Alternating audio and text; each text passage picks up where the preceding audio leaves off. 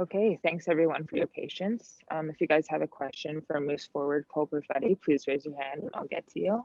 We'll start off with Dave Manuk. Go ahead, Dave. Hey, Cole. Just wondering what the last few weeks have been like since we last spoke to you on Zoom. Yeah, it's been good. I got to go home for a little bit, and then obviously a couple weeks in the hotel there, and then last week was able to skate.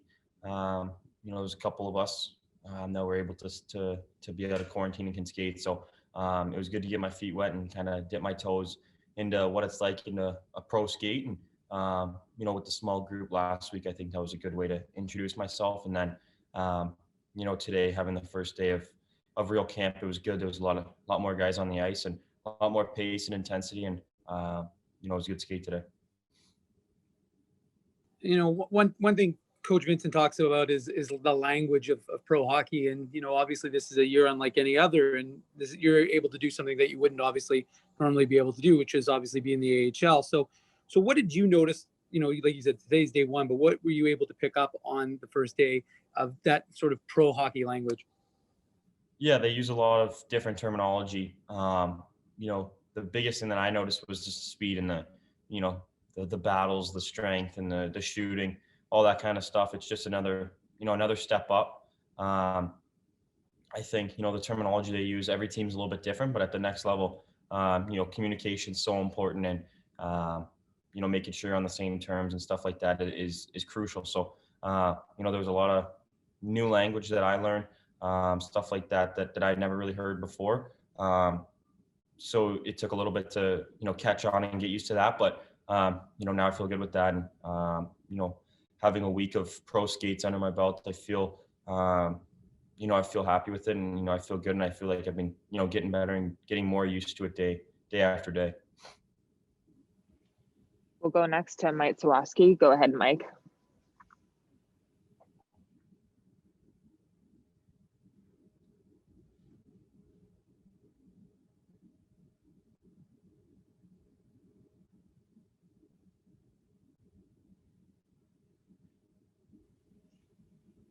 Okay, we'll go next to Joey Slattery. Go ahead, Joey.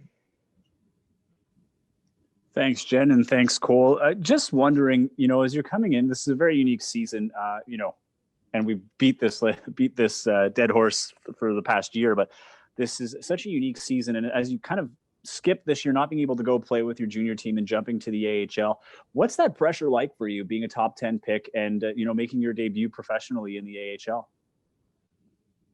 I don't think it's pressure, more so, I'm fortunate and lucky to get this opportunity. Normally, there's only a handful of guys, one or two guys that make the NHL out of their draft year as an 18-year-old. And, the rest go back to junior or wherever they played the year before. And the opportunity that I'm getting this year to play pro hockey is, I'm very fortunate for that. I think, not a lot of kids are in this situation as a 19-year-old. So, I'm just grateful that this rule's in place, that I'm allowed to play pro hockey. And, this is going to prepare me best for, my end goal of making the NHL. And I think, playing a year of pro is going to be extremely beneficial and, helpful in my development. And, obviously I want to go out and play very well and, produce, but, I think it's just learning the pro lifestyle and adapting to the pro game and, really setting myself up for a chance next year to make the Jets. And, I'm really excited to get the games going, and, I'm excited to play my first professional game. And, it's something I've always wanted, and this is another step in the road. And to play professional hockey, it's something special, and not everyone gets to do. So I'm, extremely grateful for it. And, the chance that I have as a 19-year-old is, I'm very excited. So now that you're making this jump, what do you think is going to be the biggest adjustment? I mean, obviously the level moves up quite a bit from junior. So do you feel that there's going to be times of the season where there might be a sense of frustration where you're not able to do what you were doing in junior? And how do you mentally prepare for the next step that you're about to take? Yeah, I think time and space is obviously something that's going to, be minimized. I think, in the OHL, it's just, a little bit slower, a little bit. The guys aren't as fast, as strong, as old. And, obviously here in the American Hockey League, it's that much, faster and it's that next level. So, I think it's going to be an adjustment and it's going to take time to, have a feeling out process of the games and kind of try to get used to it. I remember coming from minor midget to the OHL, there was a feeling out process for the first 5 to 10 games and had to get used to that big adjustment. So, I'm expecting something similar here. I think the time and space is something that is going to be, is where I'll have to get used to it, not being able to hold onto the puck as long. And, the gaps are going to be better and the defenders are going to close on you quicker. And I think that's just something where I'm going to have to, puck placement and making sure I got my head up and moving the puck quickly on and off my stick. And, I think that's just something that's going to take a little bit of time adjusting to it. But I think, I've had to make those adjustments in the past and have been successful in that area. So I think after a couple games, I'm going to be successful, and I'm hoping that's how it goes. But I'm really excited to, play that first game whenever it is. We'll go next to Jacob Stoller. Go ahead, Jacob. Hey, Cole. You said before that, a goal of yours for this year is to play as many NHL games as you can. How exactly do you think that playing with the Moose could allow you to do that, whether it's the challenges or being close to the big club and whatnot?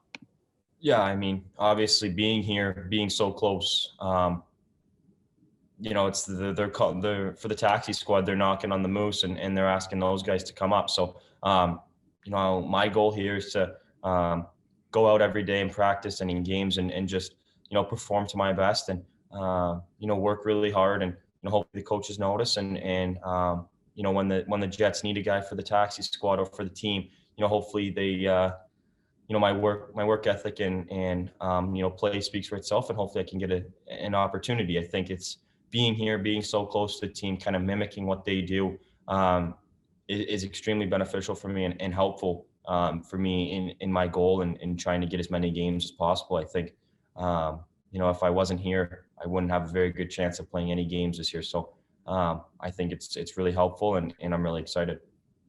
Have you had the chance to kind of discover how many people on the Jets this year have played with the Moose? And further to that, what's it like to be, really entrenched with the big club there? And it seems to be like one big organization. What's that experience like coming right out of your draft year? Yeah, it's, they have a wall, like a sign in the one wall in the lounge in the Moose room. And it kind of, shows all the players that have played for the Jets that, came through the Moose organization. And, there's tons and tons of guys. It's a big stepping stone. It's very hard. And, not a lot of guys usually go straight from junior hockey to the NHL. And, guys that are elite talent and elite players at the next level are, came through the AHL and, learned professional hockey here and then moved on and took their talents to the big league. And, I think it's a crucial stepping stone for a lot of players and most players take that step. So, but yeah, like you said, it's pretty cool being so close, sharing the same practice facilities as the Jets and, kind of mimicking what they do. And, being so close to the club is it's pretty cool and definitely helpful for me, learning and getting, that much closer to getting an opportunity with them. We'll go next to Kelly Moore. Go ahead, Kelly. Hey, Cole. Just you spoke about the opportunity to play with the Manitoba Moose and expand your career from where it was at the OHL level. And I'm just thinking, in terms of that, you want to get to this next step, but when the Winnipeg Jets acquire a guy like Pierre-Luc Dubois, obviously the competition for jobs becomes even more intense at the position you play at. So will you also maybe look at developing yourself as a winger, especially after the experience of the World Junior Tournament as well? Do you see the value in that versatility as you get ready for this first season?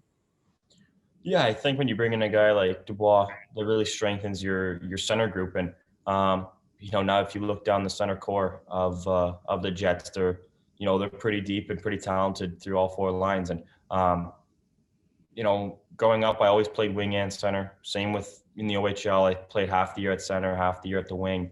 And then at World Juniors, I played wing. So, you know, I've played just as much wing as I have center.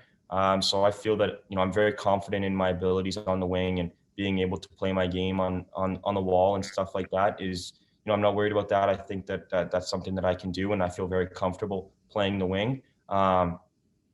You know, hopefully, you know, down the line, maybe get a chance at center, but at the end of the day, you know, if I could play wing in the NHL, you know, it's still a dream come true. It doesn't matter what position, as long as I can get an opportunity, play my game. And, you know, I feel very comfortable on the wing. So, you know, when you add guys like that to the organization, it's, you know, it's exciting, and you know, it's really, really exciting for the organization, for the team, and to have the chance to play with guys like that. It's, doesn't matter what position you're playing. You just got to be excited to play with that, you know, talent.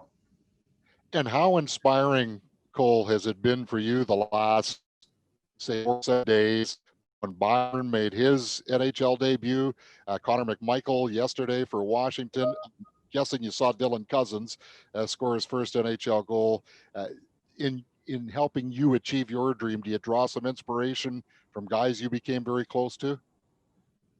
Yeah, I think, you know, there's a lot of guys that have made their debuts this year. And like you said, a lot of those guys were on the World Junior team, and, you know, I've gotten to know them pretty well. So it's exciting to see, you know, Cuzzy score his first goal, and for Bo to play the way he is, and to get his first assist. And obviously Mike's playing his first game yesterday. There's, you know, it's exciting to see guys that you were teammates with a couple weeks ago get their debut. And, you know, it's, it definitely is inspiration. It makes me want to get my chance, get an opportunity to do whatever I can to get in the lineup and make the most of it. You know, watching guys in your peer group and that you played with a couple weeks ago get the opportunity, it makes you want to, makes you that much hungrier to try and get a chance. So, you know, it's been great to watch those guys play, and has definitely made me, you know, want to get a taste of the NHL even more. Okay, go ahead, Joey. All right. Sorry, just one more for you here, Cole. You know, kind of piggybacks off Kelly's a little bit here, but, you know, as we're talking about all these future plans and seeing your teammates move on, has there been a sense of that reality setting in for you? I don't know if it happened maybe during those skating sessions before training camp, or stepping on, you know, today as an official, the official first day of training camp. Have you had a chance to just kind of absorb where you are right now after coming off the World Juniors and seeing how close you are to achieving that dream of playing in the NHL? Do you take that moment of reflection? Yeah, it's kind of been a, you know, roller coaster of emotions. You know, the high of making the World Junior team, and then, you know, getting to the gold medal game, something you dreamed of your entire life. And then obviously the low of you know, losing, and then being able to go see my parents, and kind of going home and reflecting on that, on the tournament, and then kind of just re-energizing and you know, re-engaging mentally to come here. You know, I definitely have reflected a bit to just, you know, say how thankful I am, how the opportunity I've had to play and, you know, represent Canada on the world stage is something, you know, I've always dreamed of. And to do it on home soil and you know, play for Team Canada at the World Juniors, it's something you can't really describe. Words don't do it justice. And then obviously to come home and then come here to, you know, play professional hockey as a 19-year-old, you know, this opportunity, like you said, without COVID, this doesn't happen. And I'm just thankful. Obviously, you don't want COVID to happen, and you know, we're all tired of it. We want to go away, but it's giving, you know, a couple kids in my age group the chance to play professional hockey that we wouldn't get, and you know how crucial and beneficial that is for our development. And you know, it's going to make us so much better as a hockey player, you know, mature as a person, and you know, just grow all around. I think, you know, I've reflected on that, just how thankful I am to, you know, get this opportunity to play in this league, and you know, get the chance to be so close to the Jets, and you know, hopefully get a chance with them. Okay, we'll finish it off with one more from Jacob Steller. Go ahead, Jacob. Cole, you mentioned, you know, the quarantines and whatnot, and of course you've kind of been in and out of those at various points, whether it was a World Juniors or not. But at this point in time, are you still in a hotel? Is there a plan going forward for different arrangements? And in closing, what's it been like to have all this time alone in quarantine throughout the year? Yeah, spent a lot of time in quarantine. I think it was like 20 days and with Team Canada, and then technically it was another 14 here. So I'm at like 34 days in the last two and a half months maybe. So yeah, it's been a lot of time in quarantine, a lot of time by myself, but thank God for technology, for, TV, stuff like that, able to talk to my parents and, stuff like that. I have all my buddies back home every day. So I'm not completely out of the loop, just a little. It gets a little lonely sometimes, but video games, TV, all that kind of stuff, it keeps you pretty busy. So, and then, yeah, I think I'm in the hotel still. I haven't discussed a plan. What's going to happen moving forward. It's a really nice hotel. It's kind of like a mini condo essentially. There's you got a separate bedroom in the living room with the TV and kind of like a kitchenette area, so I can do all my cooking and stuff like that. And it's pretty spacious for a hotel. So I don't plan on moving anywhere soon.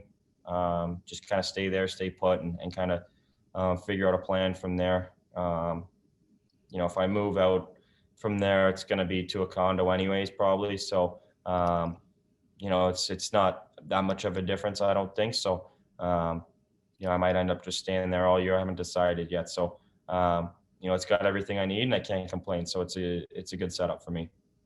Thanks, Cole. Yeah. Thank you. Great. You're done. Thanks, Cole. Appreciate it. Yeah. Thanks, guys.